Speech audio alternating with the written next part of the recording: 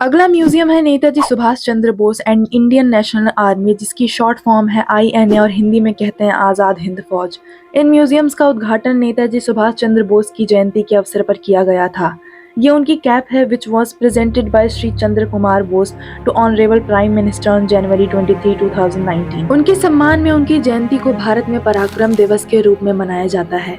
वे भारत के एक महान स्वतंत्रता सेनानी के रूप में जाने जाते हैं, जिन्होंने अपने नारे तुम मुझे खून दो मैं तुम्हें आज़ादी दूंगा से भारतीयों में देश प्रेम का जोश भर दिया था और उन्हें संघर्ष के लिए प्रेरित किया।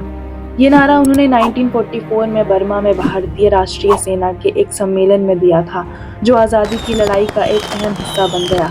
इसके अलावा उन्होंने यह भी कहा था कि केवल खून ही है जो आज़ादी की कीमत चुका सकता है। उनका मानना था कि स्वतंत्रता भीख में नहीं मिलती बल्कि उसे छीनना पड़ता है और इसके लिए बलिदान आवश्यक है। नेताजी सुभाष चंद्र बोस का जीवन काफी दिलचस्प है, साथ ही इनके जीवन के आखिरी समय के बारे में काफी कंट्रोवर्सीज चली आ रही हैं। इनका जन्म 23 जनवरी 1897 को ओडिशा के कटक शहर में हुआ था। वे जानकी नाथ बोस और प्रभावती देवी के पुत्र थे और उनका परिवार एक प्रतिष्ठित बंगाली परिवार था। उनके जन्म के समय पे ये कोई नहीं जानता था कि वे बड़े होकर हमारे देश की स्वतंत्रता का एक बहुत महत्वपूर्ण हिस्सा बनने वाले हैं। ब्रिटिश आर्मी को चकमा देकर रात के अंधेरे में भेष बदलकर वो इंडिया से बाहर निकले और हमारे देश की आजादी के सिलसिले में कई जगहों से होते हुए जर्मनी पहुंचकर हिटलर जैसे तानाशाहों से भी भेंट की।